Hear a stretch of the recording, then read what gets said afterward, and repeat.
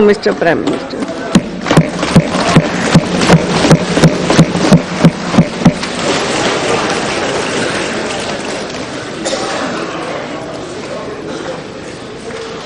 आदरणीय अध्यक्ष महोदया जी, मैं सबसे पहले राष्ट्रपति जी के प्रति आभार व्यक्त करना चाहता हूं। उन्होंने राष्ट्रपति अभिभाषण के माध्यम से न सिर्फ सदनों को लेकिन देश और दुनिया को भारत का गौरव, भारत की गरिमा, भारत की उत्तम विकास यात्रा और विश्व की भारत के पास जो अपेक्षाएं हैं वो भारत के सामान्य मानवी की जो अपेक्षाएं हैं उसकी पूर्ति करने के प्रयास, उसका एक विस्तार से बयान आदरणीय राष्ट्रपति जी ने हमारे सामने प्रस्तुत किया है। मैं उनके प्रति आदरपूर्वक धन्यवाद व्यक्त करता हूं और धन्यवाद करने के लिए मैं खड़ा हुआ। सदन की इस महत्वपूर्ण चर्चा में कई आदरणीय सदस्यों ने अपने अनुभव का, अपने विचारों का लाभ सदन को और देश को पहुंचाया है। आदरणीय श्री मल्लिकार्जुन जी,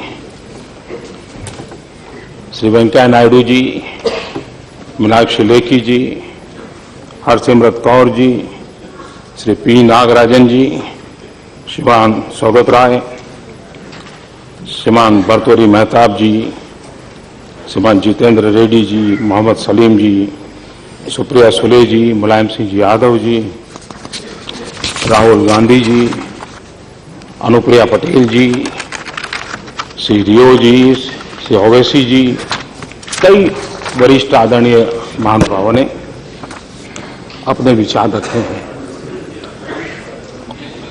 उन सभी को मैं धन्यवाद कहता हूं क्योंकि इस विचार को उन्होंने, इस चर्चा को सशक्त बनाने में, सुरेख बनाने में अपना योगदान किया है। मैं आज इस सदन में हम सभी सांसदों की तरफ से स्पीकर महोदय का भी धन्यवाद करना चाहता हूं क्योंकि राष्ट्रपति जी के भाषण में संसद की कार्यवाही किस रूप में चलनी चाहिए, कैसा होना चाहिए, उसकी अपेक्षाएं व्यक्त की गई है। और ये अच्छी बात है कि हमें अपने बड़ों की सलाह माननी चाहिए, उनसे सलाह लेनी चाहिए। और राष्ट्रपति जी हमारे संवैधानिक व्यवस्था के सबसे बड़े पद पर हैं और उनकी सलाह हमने अवश्य माननी चाहिए। और मैं स्पीकर महोदय का विशेष रूप से इसलिए आभार व्यक्त करना चाहता हूं कि पिछले कुछ समय में उन्होंने कई नए इनिशिएटिव लिए हैं। उन्होंने जो श्री योजना प्रस्तुत की है, स्पीकर्स रिसर्च इनिशिएटिव, हम सभी सांसदों को अलग अलग विषयों पर रिसर्च मटेरियल मिले, हम लोगों का प्रबोधन हो। एक अच्छा प्रकल्प आपके द्वारा चल रहा है और वो संसद को क्वालिटेटिव चेंज लाने में उपयोगी होगा। मैं इसके लिए आपका आभार व्यक्त करता हूं। मैं अध्यक्ष महोदय का इस बात के लिए भी अभिनंदन करना चाहता हूं कि उन्होंने अगले 5 और 6 मार्च को पूरे देश के इलेक्टेड विमेन मेंबर्स को, असेंबली एंड लोकसभा, उनका एक सर्वदलीय सम्मेलन की घोषणा की है, घोषणा की। और हमारे भूतपूर्व राष्ट्रपति जी समेत सभी महिला लीडर्स का उसमें मार्गदर्शन मिलने वाला है। विमेन एम्पावरमेंट की दिशा में डिसीजन मेकिंग प्रोसेस में महिलाओं की भागीदारी को सुनिश्चित करने की दिशा में आपका एक अहम कदम है और मैं मानता हूं ये हिंदुस्तान के संसदीय गतिविधि के साथ एक अच्छा कदम आपने उठाया है और सभी दलों ने सहयोग किया है। सबसे बड़ी बात है कि सभी दल के विमेन सांसद मिलकर के इसको कार्ययोजना बना रहे हैं। एक बहुत ही अच्छा माहौल इसका तैयार हुआ है, इसके लिए मैं आपका आभार व्यक्त करता हूं। उसी प्रकार से बीपीएसटी ट्रेनिंग प्रोग्राम जो नए हमारे सांसद चुन करके आए हैं उनकी लगातार प्रशिक्षण, उसमें भी काफी अच्छा आपके द्वारा काम का ओरिएंटेशन प्रोग्राम चल रहे हैं। मैं इसके लिए भी आपका बहुत बहुत आभार व्यक्त करता हूं। राष्ट्रपति जी ने कहा है कि सदन बहस के लिए होता है। हम देख रहे हैं कि देश पिछले दिनों सदन में जो हुआ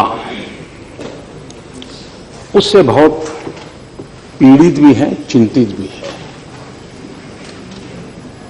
और जब सदन नहीं चलता है तो सत्ता पक्ष का नुकसान तो बहुत कम होता है, देश का नुकसान बहुत होता है, लेकिन सबसे ज्यादा नुकसान सांसदों का होता है, उसमें भी विपक्ष के सांसदों का होता है, क्योंकि उनको जनता की आवाज उठाने से रोका जाता है। और इसलिए संसद में कितने ही विरोधी विचार क्यों ना हो, कितने ही नाराजगी क्यों ना हो, लेकिन वो प्रकट होना ये आवश्यकता है। सदन एक ऐसा फोरम है जहां तर्क रखे जाते हैं, जहां तीखे जवाब दिए जाते हैं। एक ऐसा फोरम है जहां सरकार पर सवाल किए जाते हैं। एक ऐसा फोरम है जहां सरकार को अपना बचाव करना होता है, अपने पक्ष में सफाई देनी होती है। बहस के दौरान किसी को बख्शा नहीं जाता और उसकी उम्मीद भी नहीं की जानी चाहिए, लेकिन बहस के दौरान अगर सदन की गरिमा और मर्यादा बनी रहे तो हम अपनी बात और मजबूती से रख पाएंगे और साथ ही साख भी बना पाएंगे। ये उपदेश नरेंद्र मोदी का नहीं है, ये भारत के भूतपूर्व प्रधानमंत्री श्रीमान राजीव गांधी का है।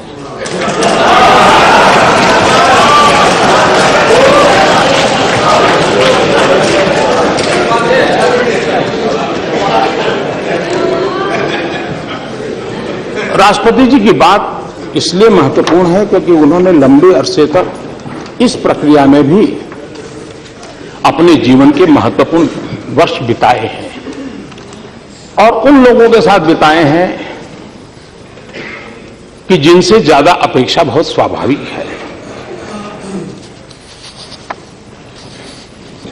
मैं एक और बात कहना चाहता हूं। मैं इस सदन में मौजूद सभी दलों को अहम बिल पास कराने में मदद का न्योता देता हूं।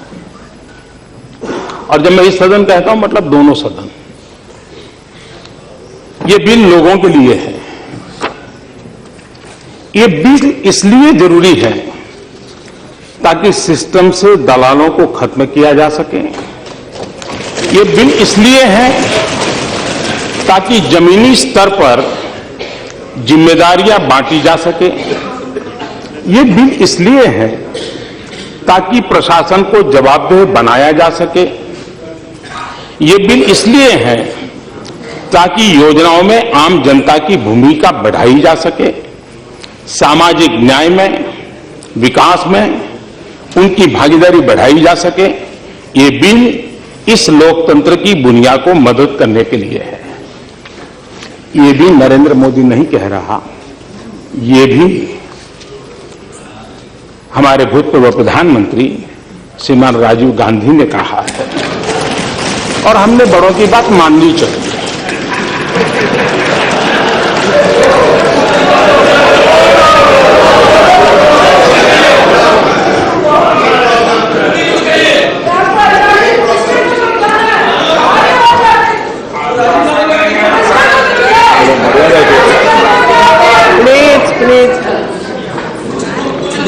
करके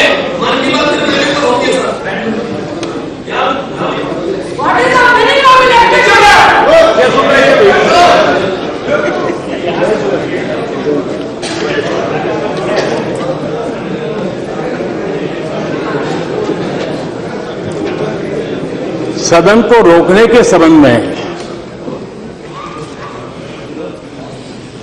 कुछ बातों की चर्चा जरूरी लगती है।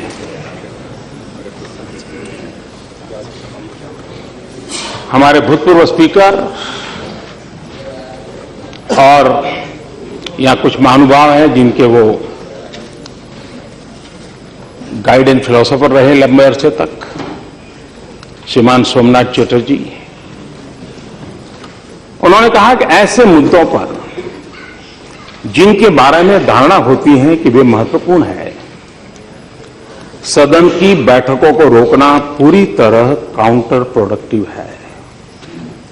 दुर्भाग्य से राजनीतिक दलों में यह विचार पनपा है कि संसद की कार्यवाही में व्यवधान डालने और अंततः संसद को समय से पहले स्थगित करा देने से उस विषय का या मुद्दे का महत्व साबित हो जाएगा जिस पर विभिन्न पार्टियां विरोध कर रही हैं।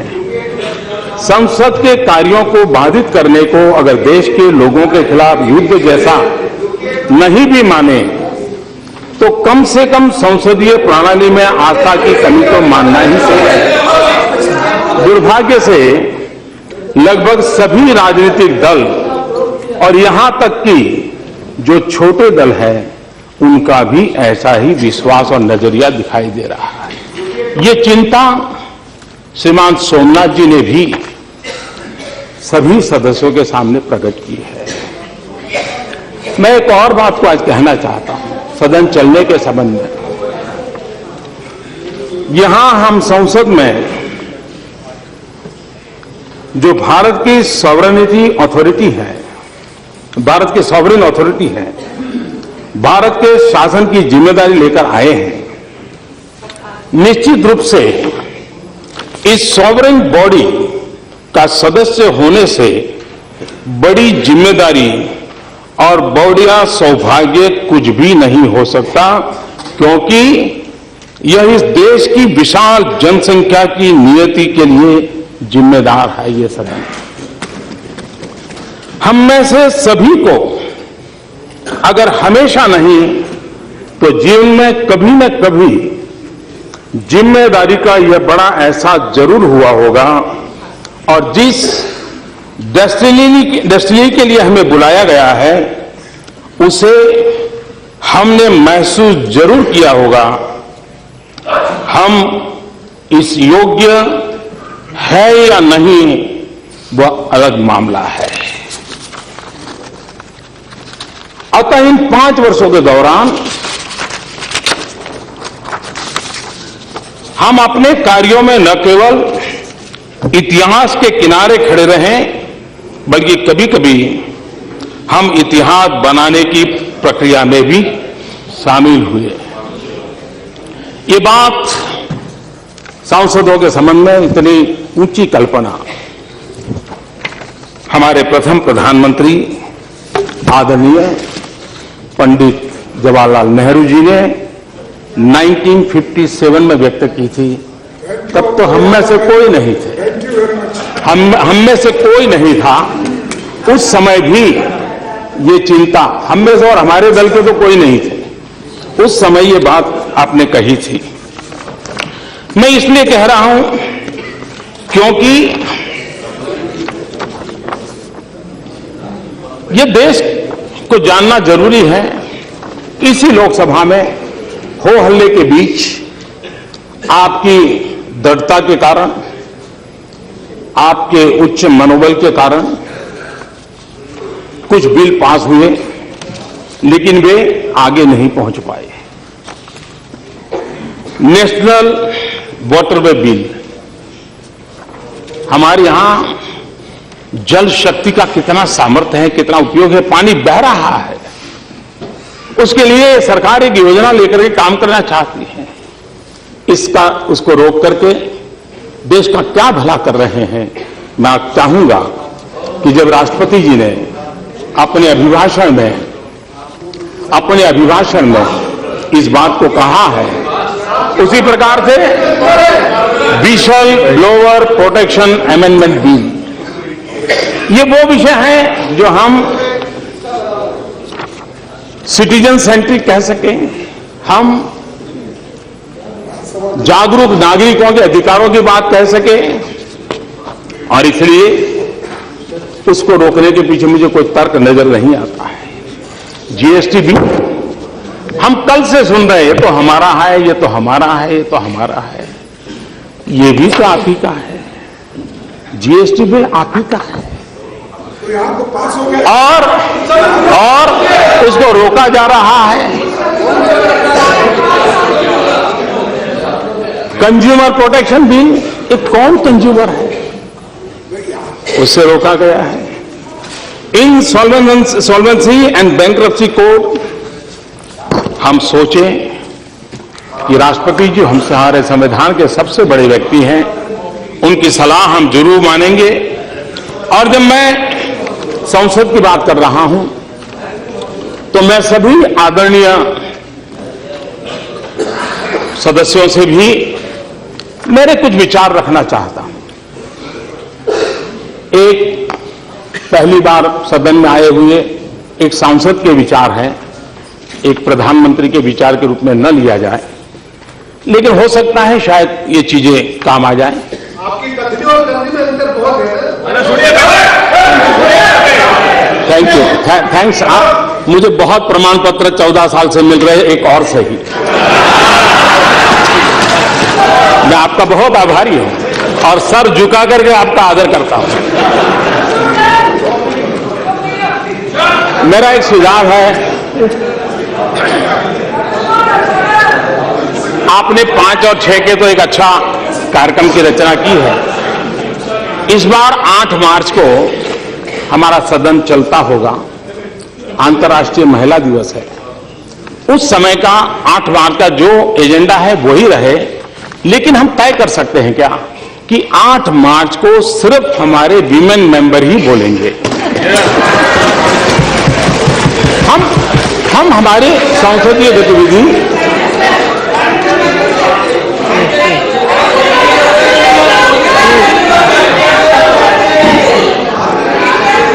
उसी प्रकार से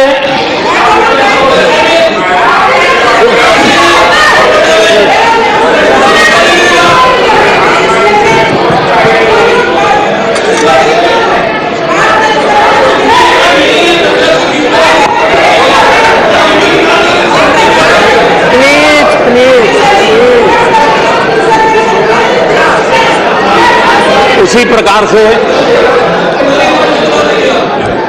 हम बहुत समय, हमारे समय ऐसा था, आपके समय ऐसा है, आप ऐसे हैं, हम वैसे हैं, ये हम करते रहते हैं। और देश को अब हमारे विषय में पूरा पता है, इसलिए देश को कोई तकलीफ नहीं। हम सब कौन हैं, कहां खड़े हैं, क्या सोचते हैं, देश पूरी तरह जानता है। लेकिन क्या, मैं सभी वरिष्ठ महानुभाव से मार्गदर्शन चाहूंगा कि क्या हम वर्ष में 2 सत्र के समय या एक सत्र तय करें। उस पूरे सत्र के दरमियान एक वीक ऐसा हो कि जिस वीक में सिर्फ जो फर्स्ट टाइमर एमपी है उन्हीं को बोलने के लिए निमंत्रित किया।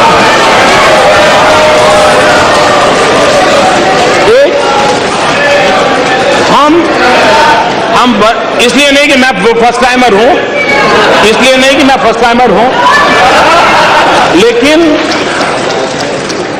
हमें एक ताजगी भरी हवा इस सदन में विचारों की आवश्यकता मुझे महसूस होती है। और मुझे भरोसा है, मैं जानता हूं जिस प्रकार से आपके कार्यक्रम में ये जो नए एमपी रुचि ले रहे हैं, इससे मुझे लगता है कि उनको अवसर देना चाहिए। वे देश के लिए बहुत सी चीजें नई हमारे सामने रख सकते हैं, उस पर हम कुछ कर सकते हैं। एक तीसरा मेरा प्लीज एक ऐसा इट इज नॉट प्रॉपर तीसरा मेरा कि हमारे यहां यूनाइटेड नेशन ने अभी सस्टेनेबल डेवलपमेंट गोल सारे विश्व ने मिलकर के तय किया। हमारी सुषमा जी ने उसके लिए बहुत अच्छा शब्द दिया, टिकाऊ विकास लक्ष्य। हिंदी में उन्होंने अच्छा उसका ट्रांसलेशन किया, सस्टेनेबल। ये तय होता है, सरकारें जाती हैं, अपना व्यू रखती हैं। क्या कभी सदन के सभी लोग सैटरडे को एक दिन ज्यादा बैठें कभी, और एक सत्र के दरमियान 1 या 2 दिवस हम सब मिलकर के अंतर्राष्ट्रीय जगत में जो सस्टेनेबल डेवलपमेंट गोल तय हुए उसमें भारत की जो भूमिका है उसको चरितार्थ करने के लिए क्या कर सकते हैं, हम कोई बहस कर सकते हैं। हमारे अपने एजेंडा के काम है बहुत, लेकिन कोई पल हो जिसमें कोई राजनीति हो, सिर्फ राष्ट्रनीति, सिर्फ मानवतावाद, इसको लेकर के कुछ कर सकते हैं क्या? मैं आशा करूंगा कि इस पर सोचा जाए। उसी प्रकार से मैं 3 विषयों को या 3 और बातों को आज आपके सामने प्रस्तुत करना चाहता हूं। सरकार ये हो या सरकार वो हो, लेकिन ये बात न माननी पड़ेगी, भले शिक्षा ये राज्यों का विषय हो, लेकिन हमारी प्राथमिक शिक्षा का स्तर ये बहुत ही चिंता का विषय है, पीड़ा का विषय है। अगर हमारे देश की इन बालकों की जिंदगी पर हम ध्यान नहीं देंगे तो क्या होगा? उसी प्रकार से हम एनवायरमेंट, ग्लोबल वार्मिंग, COP21 ये सब करें, जरूर करेंगे, लेकिन पानी ये हमारे सामने एक बहुत बड़ा सामाजिक जिम्मेवारी का काम है। उसी प्रकार से एक विषय जिससे हम सब लोग डरते हैं, डरने के कारण भी हैं, मैं उसकी गहराई में जाना नहीं चाहता, लेकिन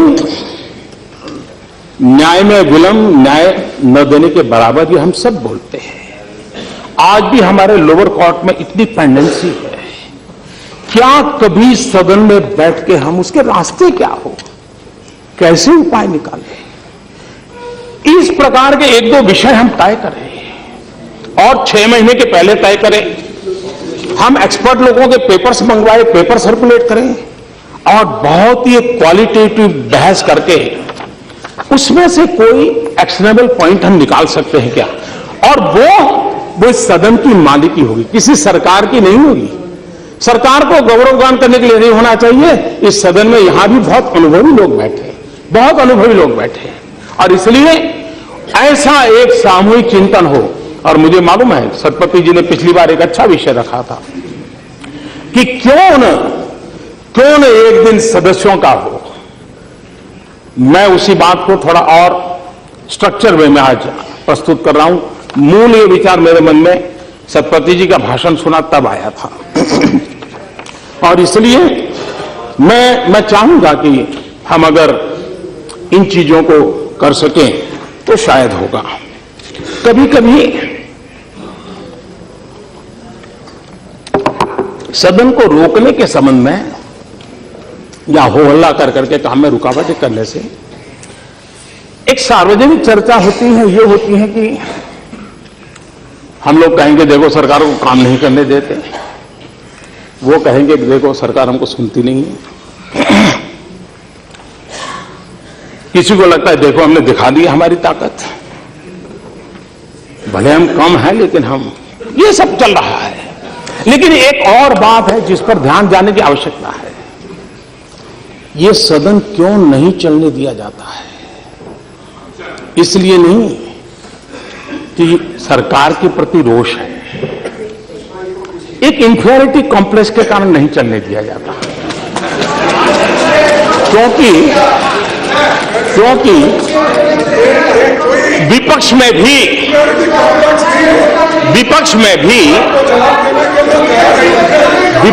भी ऐसे होनहार सांसद है, ऐसे तेजस्वी सांसद है और मैं मानता हूं उनको सुनना, उनके विचार अपने आप में एक बहुत बड़ी एसेट है।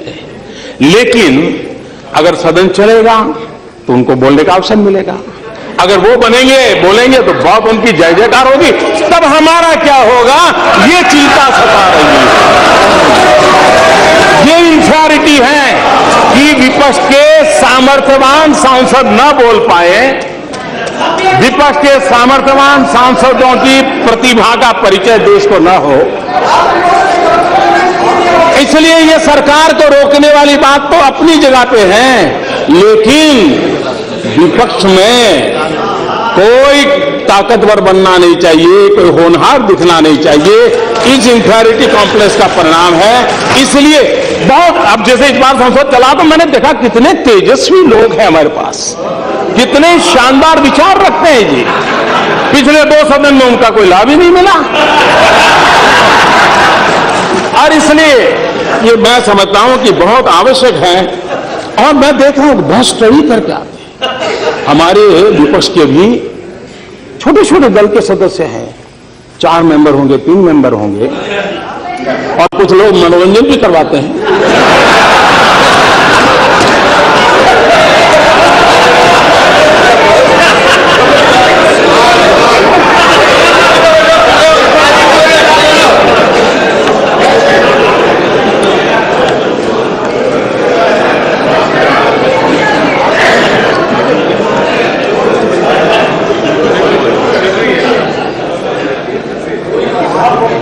मेरे मन में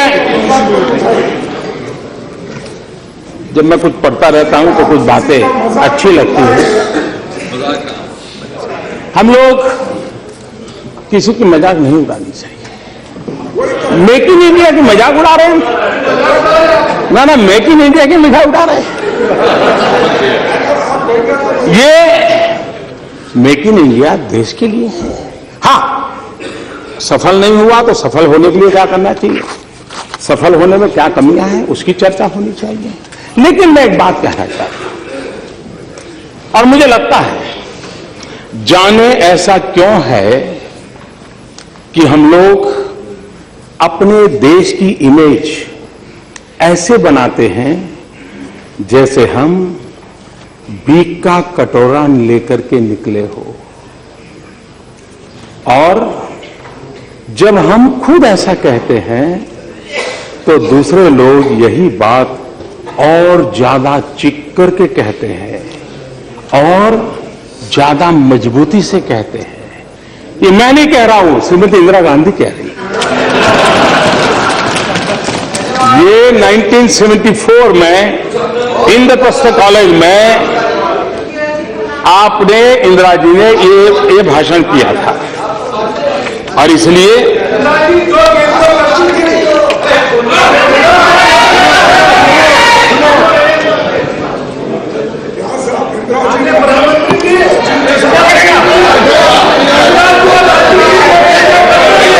ये भी बात है कि हम कोई भी नई योजना लाए, नई तरीके से लाए, तो कुछ लोगों को उम्र तो बढ़ती है लेकिन समझ नहीं बढ़ती है, तो समझने में बड़ी देर लगती है। कुछ लोगों का ऐसा रहता है, और इसलिए चीजें समझने में बड़ा समय जाता है।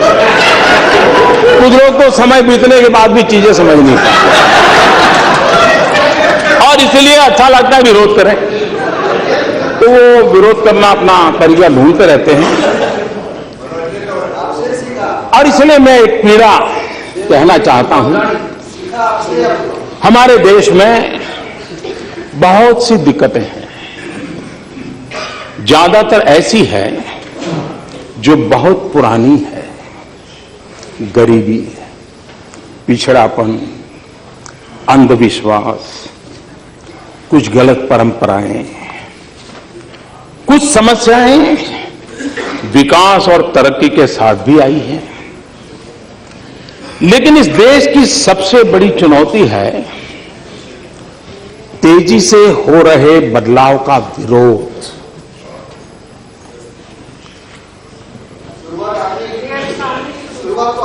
ये विरोध पढ़े लिखा तबका भी बहुत मुखर तरीके से करता है। जैसे ही कोई खास काम आगे बढ़ता है, 100 कारण बताए जाने लगते हैं कि ये काम क्यों नहीं करना चाहिए। मुझे लगता है कि एक मजबूत और ऊंची दीवार ने हम सबको चारों तरफ से घेर के रखा है। कितनी सटीक बात है। ये 1968 में इंदिरा गांधी ने कही थी।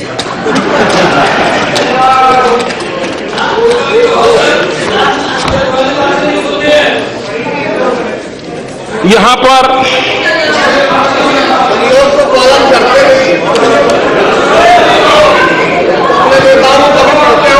पर कोई भी बात आई तो कहा जाता है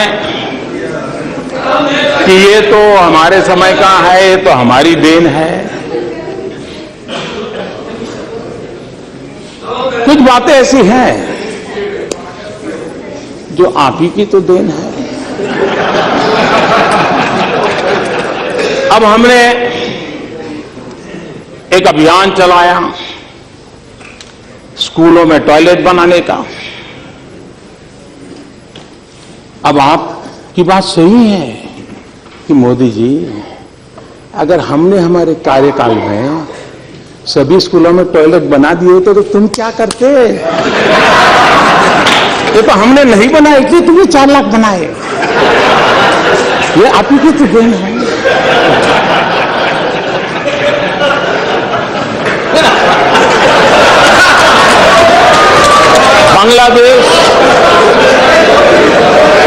बांग्लादेश की सीमा का विवाद, इतने दशकों के बाद बांग्लादेश सीमा का विवाद सुलझा। आप कह सकते हैं देखो, हमने अगर हमारे कार्यकाल में कर दिया होता तो मोदी तुम्हारा अचीवमेंट कहां होता है? तो तुम्हारे लिए हमने छोड़ के गए थे, आप ही की तो देन है। अब आप ही की तो देन है। 18,000 गांव, 18,000 गांव आजादी के इतने सालों बाद अंधेरे में डूबे हुए हो, और अगर हम उन गांवों में बिजली पहुंचाए तो आप गर्व से कह सकते हो कि मोदी जी ये 18,000 हमने, हमारी तो देन है, तभी तो आप कर रहे हो। और इसलिए ये आप ही की देन है, इसका मैं कोई इनकार नहीं कर सकता। 60 साल के आपके ही कारोबार का ये परिणाम है, इसका कोई इनकार नहीं कर सकता है। और इसलिए कभी कभी बड़े गर्व के साथ मनरेगा की चर्चा होती है, मनरेगा की चर्चा होती है। ज्ञान देने की जरूरत नहीं है। मैं जरा कहना चाहता हूं, इसका ही इतिहास 50 साल पुराना है, लेकिन उसके पहले भी राजे रजवाड़ों के जमाने में भी ऐसी कुछ न कुछ बातें चलती थी। आप देखिए 1972 महाराष्ट्र की रोजगार गारंटी योजना 1972 में आई।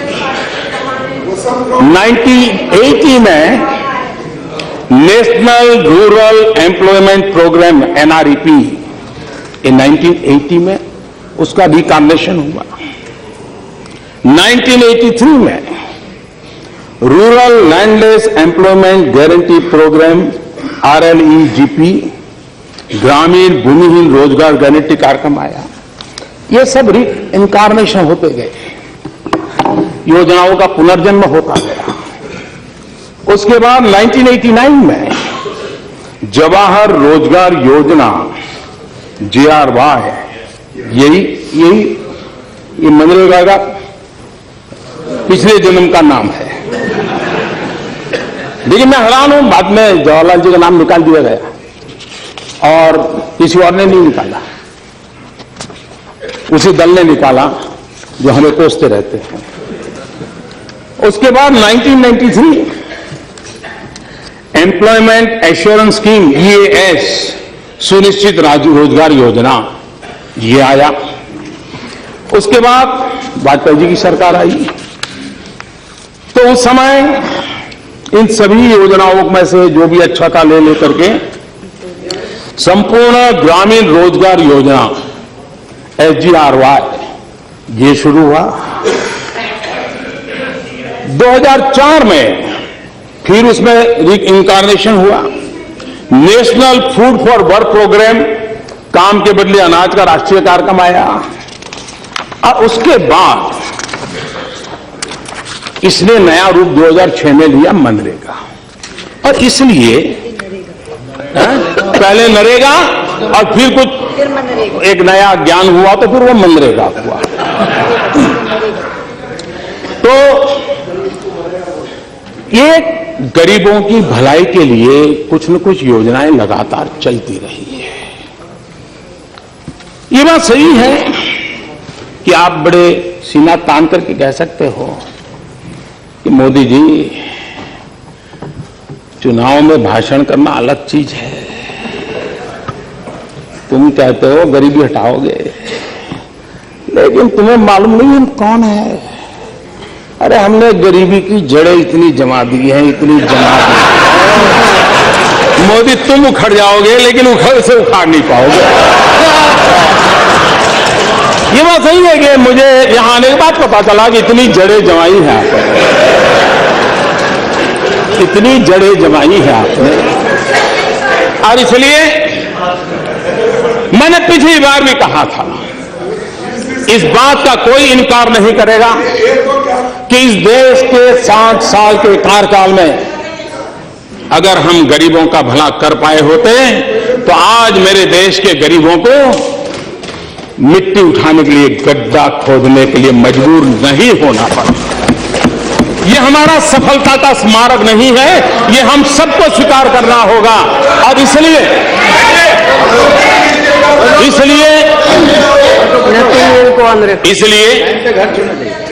ये हमारा दायित्व भी बनता है कि ये जो क्रमिक विकास चला है इस योजना का, उसको और अच्छी बनाए और उस जिम्मेवारी को निभाने का हम प्रयास कर रहे हैं। लेकिन ये बात स्वीकार करनी होगी कि हम उस हालत पर देश को लाए हैं, इवन स्किल लेवल को भी अनस्किल होने में मजा आने लगा है।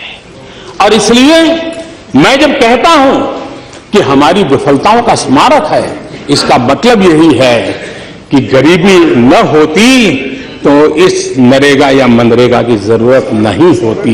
लेकिन ये सच्चाई है और मैंने आकर के देखा कि ऐसी गरीबी की जड़ों को जमा दिया गया है तो उसको उखाड़ फेंकने के लिए मुझे भारी मेहनत करनी पड़ रही है। और उसके लिए हम अभी जो फिलहाल जो योजना चली है उसमें जो कमियां हैं, उन कमियों को कैसे दूर करना, उसकी दिशा में हम प्रयास कर रहे हैं। मैं आज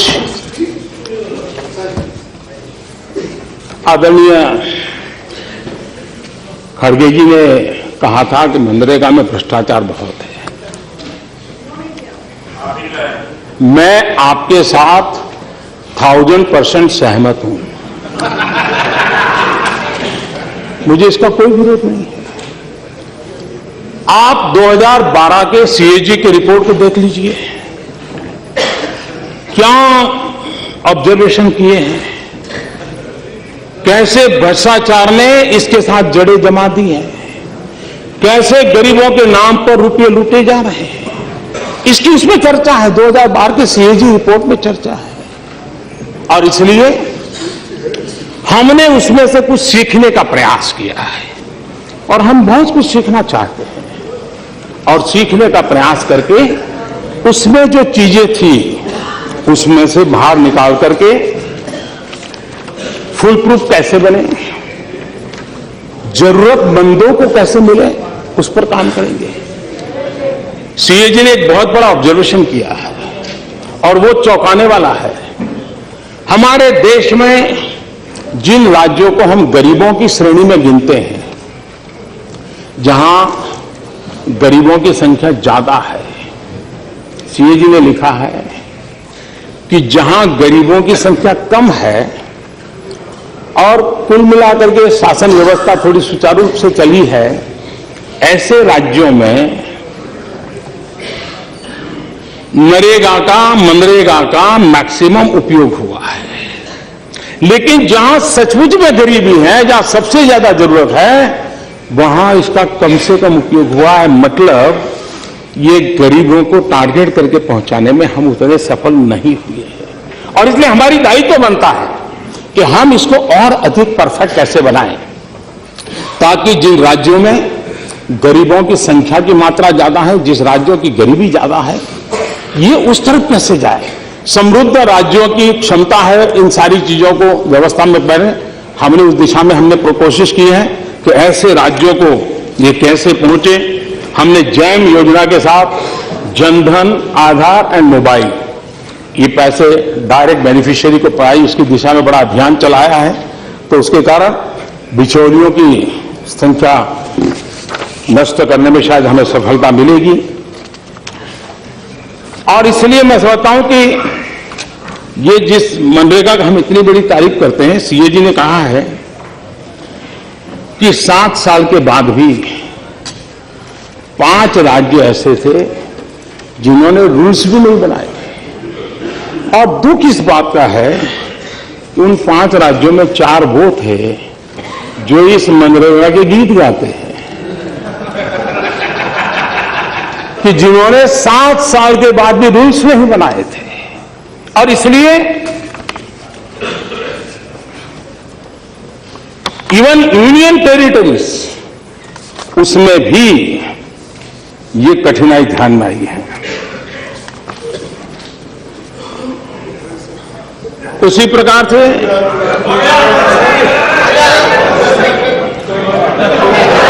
8 राज्यों में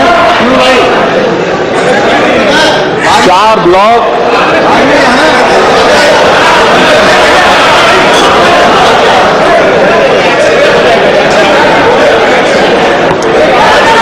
ये ऐसा मत प्लीज, नहीं ये ठीक नहीं, प्लीज प्लीज, ये अच्छा नहीं, ये अच्छा नहीं।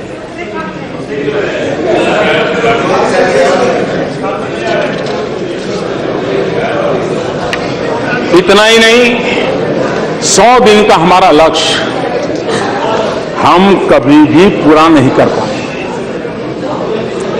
एवरेज 30 दिन 40 दिन से गाड़ी अटक जाती है। हमने जिस प्रकार का उसका नया स्ट्रक्चर बनाने का प्रयास किया है, उसमें टारगेटेड हो,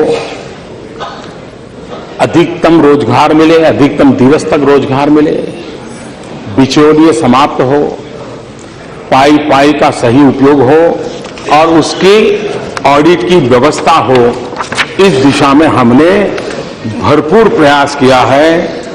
और इसलिए मुझे विश्वास है आज श्रमिकों के बैंक डाकघर खातों में सीधे अंतरण के इलेक्ट्रॉनिक तरीके से ये पैसे जाते हैं।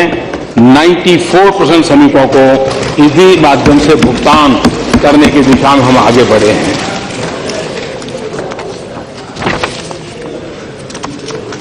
दूसरी तरफ कभी न कभी ये सदन सिर्फ इस ईर्ष्या भाव से काम करने के लिए नहीं है कि मेरे से तेरी सफेद ज्यादा, सर्ष ज्यादा सफेद क्यों है। ये ईर्ष्या भाव के लिए नहीं है। मैं मानता हूं जो आलोचना हो रही है हमारी, माननीय अध्यक्षा जी, आलोचना इस बात के लिए नहीं हो रही है कि हमने कुछ गलत किया है। चिंता इस बात की है कि तुम हमसे अच्छा क्यों कर रहे हो, कैसे कर रहे हो, ये चिंता का विषय सता रहा है और इसलिए परेशानी हो रही है। जो 60 साल में नहीं कर पाए वो आप कैसे कर लेते हो, ये चिंता का विषय है। और योजनाएं कैसी होती है, लंबे अरसे तक कैसा लाभ करती है। इस देश के इंटेलेक्चुअल क्लास को भी मैं निमंत्रित करता हूं कि 2 योजनाओं का एक कंपैरेटिव स्टडी करने की जरूरत है। एक अटल जी के समय शुरू हुई प्रधानमंत्री ग्रामीण सड़क योजना, और दूसरी ये हमारी मनरेगा। आप एनालिसिस देखोगे, प्रधानमंत्री ग्राम सड़क योजना का उन राज्यों को सबसे ज्यादा लाभ मिला है जो कुल मिलाकर के गरीबी की श्रेणी में आते हैं।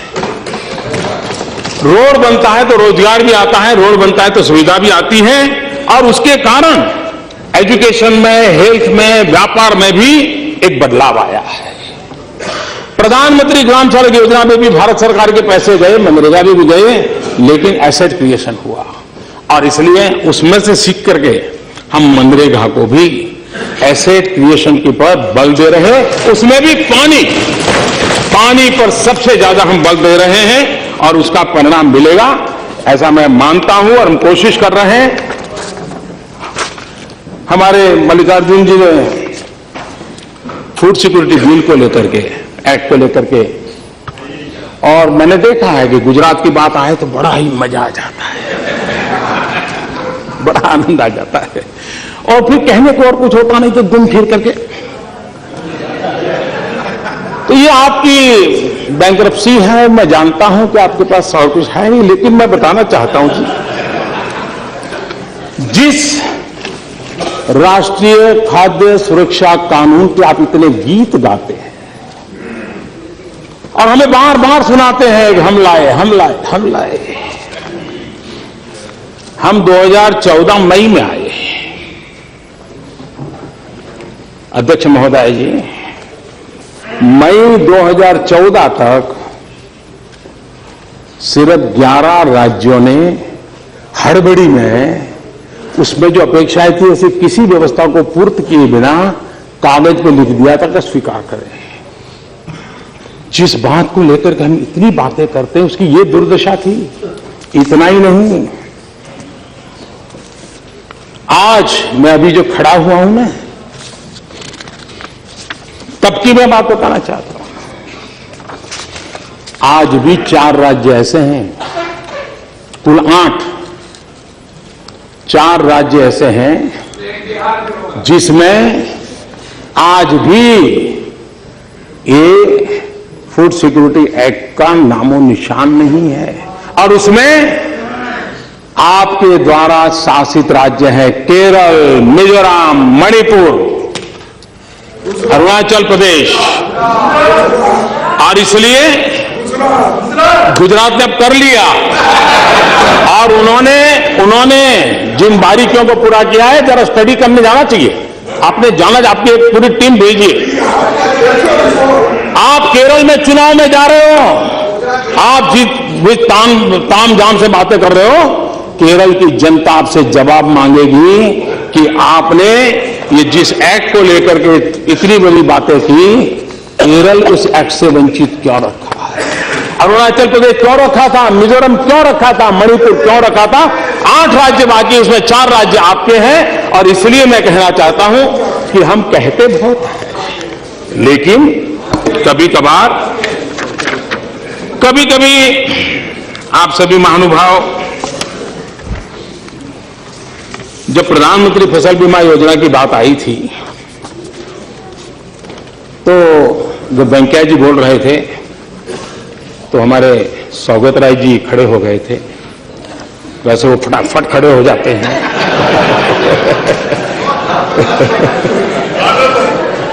और जब वो खड़े हो जाते हैं तो उनके दल वाले भी देखते क्या करेंगे बता रही है।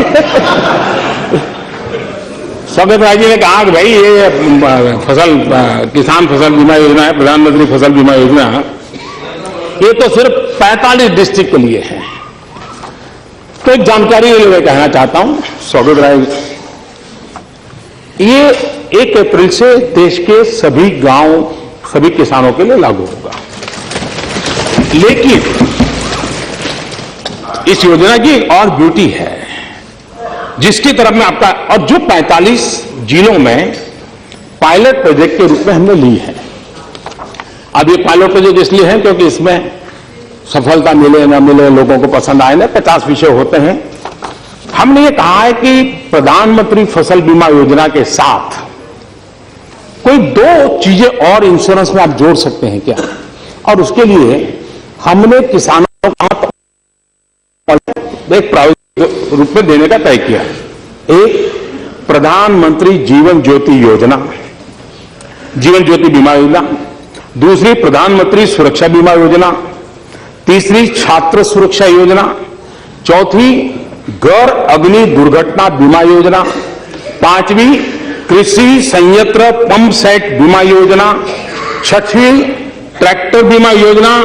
और सातवीं, मोटर बाइक बीमा योजना। ये किसान के साथ जुड़ी हुई 7 चीजें हैं। अगर वो फसल बीमा के साथ क्या उसको सूट करता है इसमें कोई 2 चीज लेना, तो कम प्रीमियम में उसको एक अतिरिक्त बेनिफिट मिल जाए, तो उसके पंप खराब हो जाते हैं। इसलिए प्रायोगिक रूप से इंश्योरेंस कंपनियों को जरूर दिक्कत हो रही है, लेकिन मैंने बड़ा आग्रह किया है।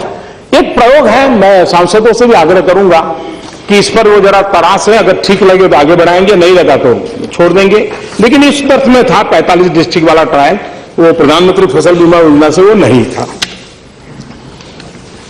कभी कभी कहा जाता है कि ये तो हमारा था, ये तो मैं कैसे कह सकता हूं, रेल मैंने शुरू की। आप कह सकते हैं, आप तो कुछ भी कह सकते हैं, हम में वो हिम्मत नहीं है।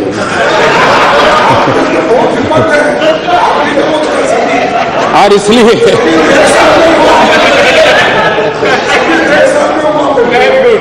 यूपीए के 10 साल रेलवे, सुरेश जी हूं,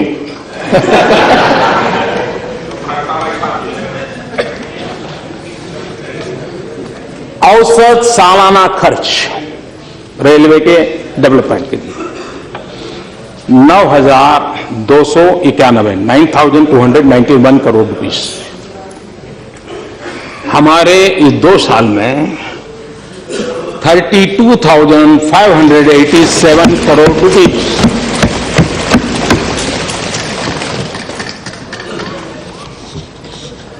प्रति वर्ष औसत लाइनों का कमीशनिंग, हमने लाइनें कितनी बिछाई है। यूपीए 1 एवरेज है 1,477 किलोमीटर। यूपीए 2 थोड़ा सुधार हुआ, 1,520 किलोमीटर। NDA 2,292, round about 2,300। काम कैसे होता है, गति कैसे लाई जा सकती है, एक परफॉर्म करने वाली सरकार कैसी होती है। संसाधन यही थे, रेल की प्रक्रिया वही थी, डिपार्टमेंट वही थे, मुलाजिम वही थे, कानून व्यवस्थाएं वही थी। ये जीता जागता उदाहरण, और मैं हर क्षेत्र में ये दिखा सकता हूं। लेकिन राष्ट्रपति जी के भाषण के संदर्भ में और अधिक न कहते हुए मैंने ये कहा है, एक विषय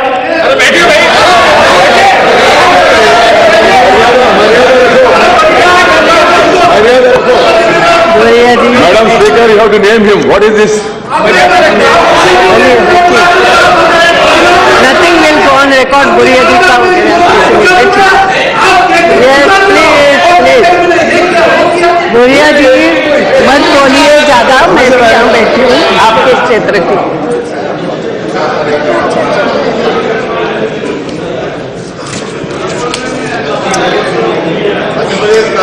आदरणीय अध्यक्ष महोदया, एक बात हमेशा ही चर्चा में रहती है फाइनेंस के संबंध में,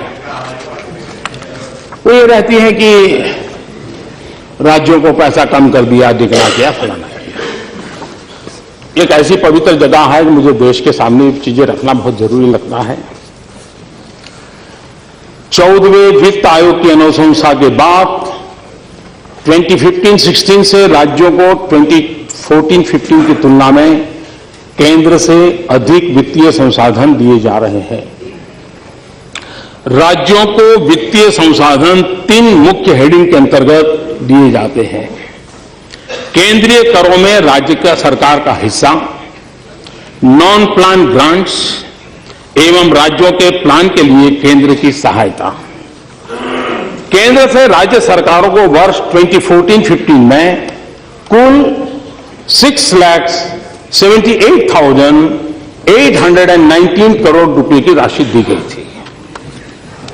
रिवाइज्ड एस्टीमेट 2015-16 के अनुसार राज्यों को 8,20,133 करोड़ रुपए की राशि दी गई। 2015-16 की राशि 2014-15 की राशि से 1,41,314 करोड़ रुपए 1,41,314 करोड़ रुपए ज्यादा है। इन तीनों हेडिंग के अंतर्गत मिल रही राशि पिछले वर्ष की तुलना में 20.8% ज्यादा है। और इसलिए ये जो बिना कारण हकीकतों को न कहते हुए बिना कारण चीजें चलाने की जो कोशिश हो रही है, मैं समझता हूं कि उसको जरा समझने की आवश्यकता है। की बात करते हैं। उसी प्रकार से हमारा देश लोकतंत्र से विश्वास करने वाला देश रहा है, लोकतंत्र के लिए प्रतिबद्ध देश रहा है। लेकिन हम जानते हैं इस देश में सार्वजनिक जीवन में हम सब लोग आंसरेबल हैं। कोई भी व्यक्ति हमें सवाल पूछ सकता है, पूछने का उसका हक है। लेकिन कुछ है जो जवाबदेह नहीं है, न ही कोई उनको पूछने की हिम्मत करता है, न ही उनको कुछ कहने की किसी की ताकत है। और जो करने जाते हैं उनका क्या हाल होता है वो मैंने देख चुका हूं। लेकिन मैं घटना का सिर्फ जिक्र करना चाहता हूं, अर्थ आप लोग लगाइए। रशिया के राष्ट्र प्रमुख श्रीमान क्रुश्चेव जब स्टालिन की मृत्यु हो गई, वो उनके साथी थे, तो स्टालिन की मृत्यु के बाद ये जहां जाते थे क्रुश्चेव स्टालिन की बड़ी आलोचना करते थे, बहुत ही कठोर शब्दों में निंदा करते थे, कुछ भी कहते थे। और ये हर जगह पे वो करते थे। तो एक बार एक सभागृह में क्रुश्चेव अपनी बात बता रहे थे और स्टालिन को उन्होंने जम करके अपना ही पूर्व के नेता को उनकी मृत्यु के बाद बहुत कोसा। एक नौजवान खड़ा हो गया पीछे से, उसने कहा मिस्टर क्रुश्चेव मैं आपसे सवाल पूछना चाहता हूं। बोले आप स्टालिन को इतनी गालियां दे रहे हो, इतना बदनाम कर रहे हो, उसके लिए जब वो जिंदा थे आप उनके साथ काम करते थे, तब आपने क्या किया? ये जो हालत पैदा हुई आपने क्या किया? सारे सभागृह में सन्नाटा छा गया। जब सभागृह में सन्नाटा छा गया और कुछ पल के बाद क्रुश्चेव ने कहा जिसने सवाल खड़ा किया है वो जरा खड़े हो जाओ। वो खड़े हो गए। उन्होंने कहा तुम्हें जवाब मिल गया? तुम जो आज कर पा रहे हो स्टालिन के जमाने में मैं चाहता था लेकिन नहीं कर पाता था। और इसलिए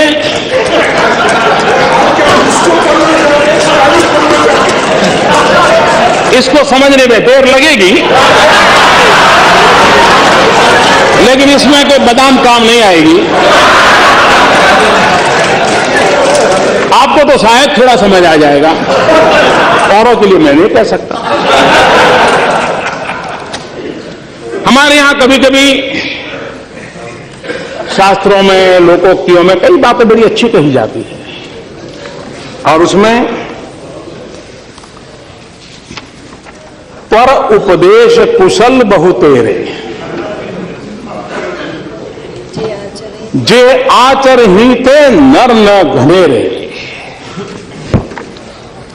दूसरों को उपदेश देने की कुशलता वाले तो बहुत सारे लोग हैं, परंतु जो खुद वैसा आचरण करे वैसे लोगों की संख्या बहुत कम है। मैं लगातार आप सबके जरा उपदेश सुनता रहा हूं, सलाह सुनता रहा हूं, आलोचना झेलता रहा हूं, आलोचना से ज्यादा आरोप सह रहा हूं। ये सब चल रहा है और मुझे क्या हुआ है कि 14 साल के काम काफी कुछ मैं इससे जीना सीख चुका हूं, इससे जीना सीख चुका हूं। लेकिन ये देश उस बात को कभी नहीं भुला सकता है। अध्यक्ष महोदय, 27 सितंबर 2013 हमारे देश के सम्मानीय प्रधानमंत्री डॉक्टर मनमोहन सिंह जी अमेरिका में थे। अमेरिका के राष्ट्रपति के साथ उनका बायलैटरल टॉक होना था। देश के सम्मानीय नेता थे।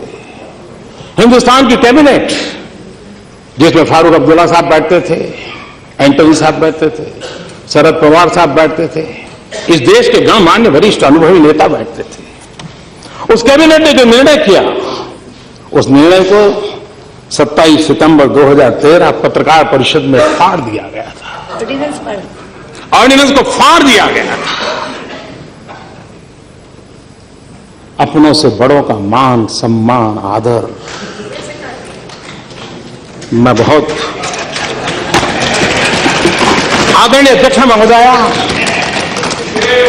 मुलायम सिंह और हम दो छोर पे खड़े नेता है। मेरी एक बात को वो नहीं स्वीकार सकते, मैं उनकी एक बात को नहीं स्वीकार सकता, एक्सेप्ट लोहिया जी के विचार, क्योंकि मैं ऐसी जगह पे पैदा हूं, मुझे लोहिया जी पसंद आना बहुत स्वाभाविक था। लेकिन मुलायम सिंह जी ने जनता को वादे करते हुए अपना एक पर्चा निकाला हुआ था कि हम बिहार के, उत्तर प्रदेश के लिए ये करेंगे, ये करेंगे। मुलायम सिंह जी हमें पसंद हो या न हो, लेकिन बहुत बड़े वरिष्ठ नेता हैं। सार्वजनिक सभा में मुलायम सिंह के विचारों को फाड़ दिया जाए और फिर मुझे बार बार याद आता है, पर उपदेश कुशल बहु तेरे, जे आचार हिते नर न घनेरे। आदरणीय अध्यक्ष महोदय जी, देश लोकतंत्र में आगे बढ़ने के लिए जितना हमारे सामने एक आवश्यकता मुझे लगती है, मैं अभी जो बात करने जा रहा हूं शायद हम सबको पसंद आएगी। मैं छोटा था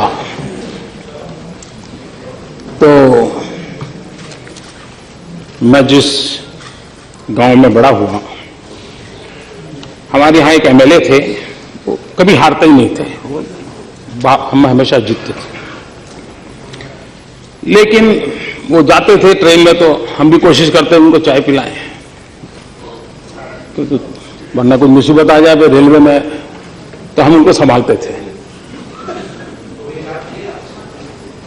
तो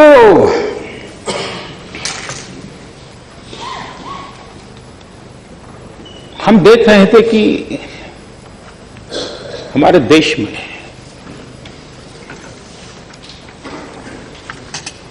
उनसे कभी मैंने एक बार शब्द सुना, एलएक्यू। अब हमें एलएक्यू क्या होता है समझ नहीं था, लेकिन जब आगे दिन बीतते गए तो पता चला वो एलएक्यू वाला वो था। मैं देख रहा था कोई एलएक्यू आ जाए तो पूरी गवर्नमेंट मशीनरी कांप जाती थी, नीचे से ऊपर तक अफसर परेशान रहते, क्योंकि असेंबली में या संसद में सवाल आ गया। एक घबराहट का माहौल था। सदन में भी कभी किसी सब्जेक्ट की डिबेट होती थी तो अफसरों को चिंता रहती थी, पता नहीं क्या होगा। हमारे लोकतंत्र में और संसदीय कार्रवाई को हम कहां ले गए कि आज न हमारे सांसदों के सवालों से प्रशासन के किसी भी अफसर को पसीना आता हो, चिंता नहीं होती। हमने हमारी इस कार्यवाही को कहां ले गए कि हमारे अफसरों को कोई डर नहीं रहा है। ये सवाल इस सरकार का उस सरकार का नहीं है। कालक्रम से ये डिटोरिएशन हुआ है। जब संसद के अंदर भले ही प्रतिपक्ष का एक ही अकेला संसद क्यों न हो, उसके दल का और कोई भी सदस्य न हो, लेकिन सरकारी मुलाजिमों के लिए, गवर्नमेंट मशीनरी के लिए वो प्रधानमंत्री से कम नहीं हो सकता है।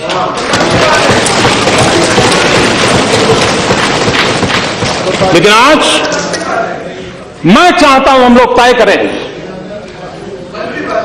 तू मैं हम करेंगे। आप मुझे कोसेंगे, मैं आपको कोसूंगा, और अफसर ताली बजाते हैं, मजा लेते हैं। ये लंबे अरसे की बीमारी आई है।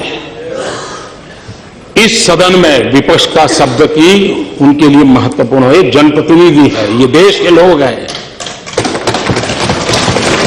ये स्थिति लानी है तो ये हम तू मैंने करके जो स्कोरिंग करते हैं, मीडिया में छा जाते हैं, हमको लगता है हमने बहुत कुछ कर लिया, लेकिन अफसरशाही की अकाउंटेबिलिटी खत्म होती जा रही है। लोकतंत्र में हम लोग तो हर 5 साल जनता को हिसाब देंगे, आएंगे नहीं आएंगे चलता रहेगा, लेकिन उनका हिसाब लेने के लिए यही एक जगह है। और इसलिए हमारी संसदीय कार्य प्रणाली में हम सभी को, सभी सदस्यों को, एक क्यों न हो, वो प्रधानमंत्री से कम नहीं है। और इसलिए ये आवश्यक है कि हमारी एग्जीक्यूटिव की अकाउंटेबिलिटी कैसे हम बढ़ाएं। ये जब तक हम मिलकर के नहीं करेंगे, ये अकाउंटेबिलिटी संभव नहीं होगी। और तब एक सरकार को गालियां पड़ेगी, दूसरी सरकार आएगी, उनकी मजा लेना बंद नहीं होगा। हमारे सामने एक चुनौती है, मैं मानता हूं, और इस चुनौती को हमने पूरा करने की दिशा में सामूहिक प्रयास करना पड़ेगा। इसमें आपको भी ये भुगतना पड़ा है। मैं तो लंबे समय तक इस काम को करके आया हूं, तो मुझे मालूम है, मैं किसी का दोष नहीं देता हूं, लेकिन ये हम अखबार में क्या छपेगा उसकी चिंता में, तू मैं लगे रहते हैं। उसके कारण लाखों मुलाजिम है, लाखों, अरबों खरबों रुपए का तनख्वाह जा रहा है। योजनाओं की कमी नहीं है, न आपके समय कमी थी, न मेरे समय कमी है। सवाल यह है कि हम अकाउंटेबिलिटी को कैसे लाए। इस सदन में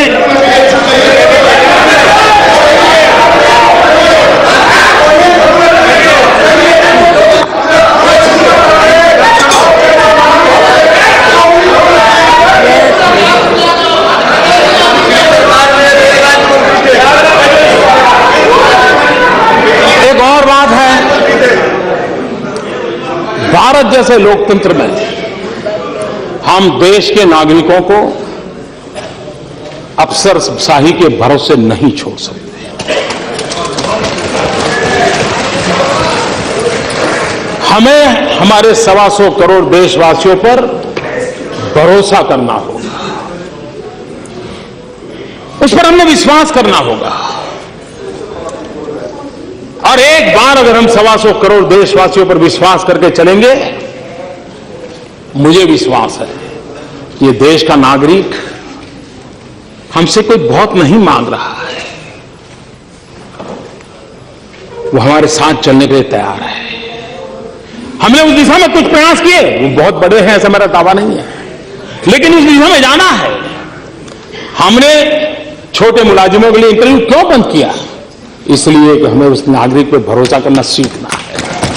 हमने नागरिकों को, बेचारों को जेरोक्स के जमाने में भी गैजेटेड ऑफिसर के पास सिग्नेचर लेने जाना, और कभी एमपी एमएलए के घर के पास कतार लगा के खड़ा रहना पड़ता था, और एमपी एमएलए उसका चेहरा भी नहीं देखता था। एक छोटा सा लड़का होता था, थप्पे मार मार करके दे रहा था। हमारे उस 10वीं 12वीं क्लास के बच्चे पर तो भरोसा था, लेकिन उस नागरिक पर हमारा भरोसा नहीं था। हमने उसको नष्ट कर दिया, क्योंकि नागरिक पर भरोसा होना चाहिए। जब फाइनल जॉब लेगा, आएगा, अपने दिखाएगा। अभी हमने बजट में बहुत बड़ी अहम बात रखी है कि 2 करोड़ रुपए तक हम कुछ नहीं पूछेंगे, आप जो चाहो हम दे दो, हम ले लेंगे। विश्वास बढ़ाने का माहौल बढ़ाना है। ऐसे कोई नए सुझाव है तो आप जरूर दीजिए। मैं चाहूंगा कि सरकार आदत डाले, ये सरकार को भी कब सुधरना चाहिए, इस सरकार में भी सुधार आने चाहिए और आपकी मदद के बिना नहीं आएंगे जी। आपकी मदद चाहिए मुझे, आप लोगों का साथ चाहिए, आपके अनुभव का मुझे लाभ चाहिए। मैं नया हूं, आप अनुभवी लोग हैं, आइए कंधे से कंधा मिलाकर के हम चलें और कुछ अच्छा काम कर करके देश के लिए दे करके जाएं। सरकारें आएगी जाएगी, लोग आएंगे जाएंगे, बिगड़ती बनती बात चलेगी। ये देश अजरा अमर है, देश रहने वाला है और देश की पूर्ति के लिए हम लोग काम करें। इसी एक अपेक्षा के साथ फिर एक बार राष्ट्रपति जी को आदरपूर्वक मैं अभिनंदन करता हूं, उनका धन्यवाद करता हूं। बहुत बहुत धन्यवाद।